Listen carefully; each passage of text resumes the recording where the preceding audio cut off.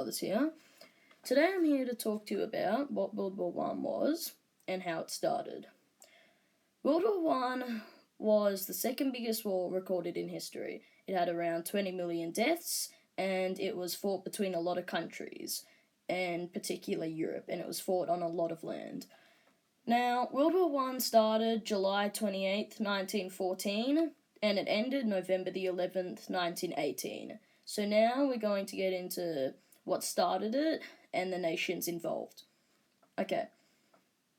What was going on before World War One was that European nations were getting very stronger and boosting economically, and every nation was trying to flex their muscles and look the most intimidating. For example, Great Britain was boosting through the roof around Queen Victoria's reign because of all the land they had, say, all the money they were making from their tea in India, all the money they were making from their armies, just their land. And then another country was the German Empire. The German Empire was actually a new country around when World War One started, only about 40 years old, and they were founded in 1871. Now, the reason they were so successful was because they had a big army, their government was decent, the people were happy, there wasn't really any sort of injustice, they looked strong, the people were very proud, and the German Empire was probably at that time doing the best before World War One started. Another very successful country was Austria-Hungary. They were very big, had a very big army, and they were very multicultural as well. They had multiple races living in their country, and there was multiple languages that were spoken regularly throughout the country, and they were still managing very well.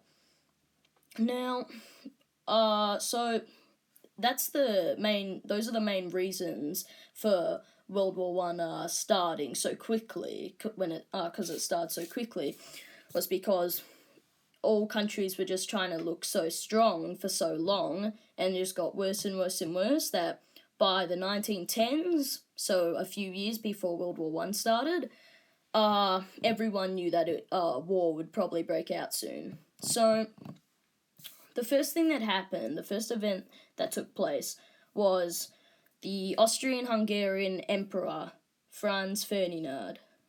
He was travelling in his car, I think through Serbia, and he got killed. He got shot and killed by a group of Serbian hitmen called the White Hand Group.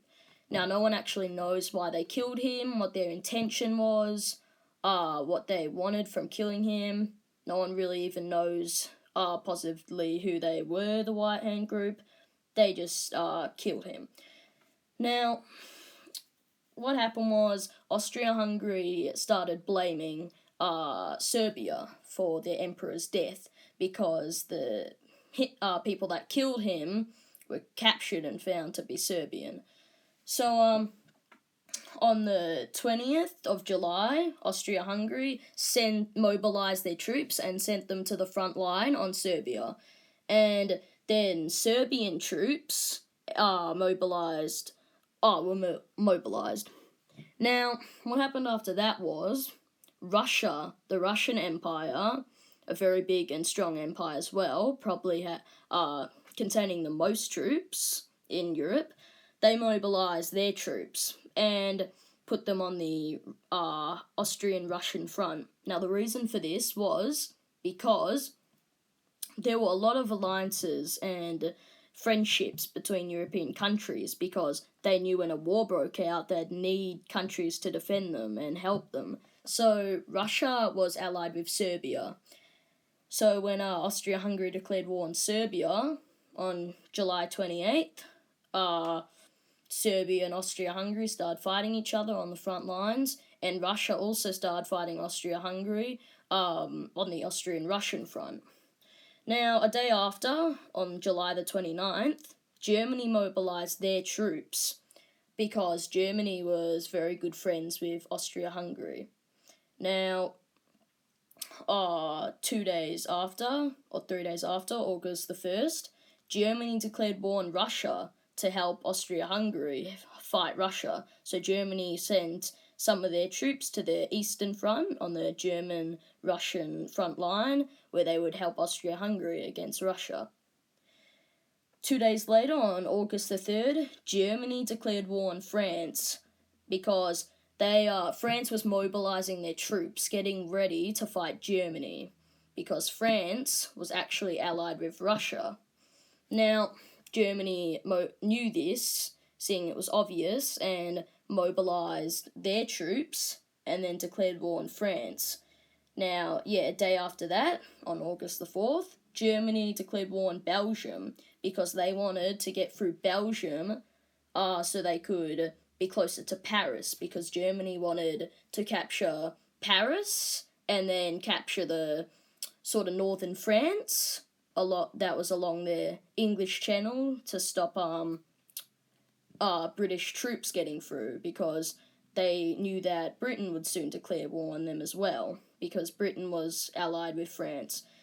Now, on August the 4th, that same day Germany declared war on Belgium, Great Britain actually warned Austria-Hungary to stand down, Austria-Hungary and Germany to stand down, stop fighting by 11 p.m. that night. But they didn't stop fighting, so Great Britain actually declared war on Germany and Austria-Hungary. And after that, it basically, no more countries really declared war for a year or two. Italy came into the war in 1915 on the Allied side. The Allied side was France, Serbia, Russia, and Britain. Basically, the countries that were fighting against Austria-Hungary and Germany. And Austria-Hungary and Germany were the Central Powers. And in about 1915, Italy joined the Allies, so joined Britain and France, Russia, and in 1915 as well, I think it was, the Ottoman Empire, which was Turkey back then, the Turkish Empire, actually went into the war on the Central Power side, so on Germany and Austria-Hungary's side. And from there, basically went on and on until it ended. The Allied powers won in the end, but yes, that is how World War I started and the events that built up to it. I hope you enjoyed. Goodbye.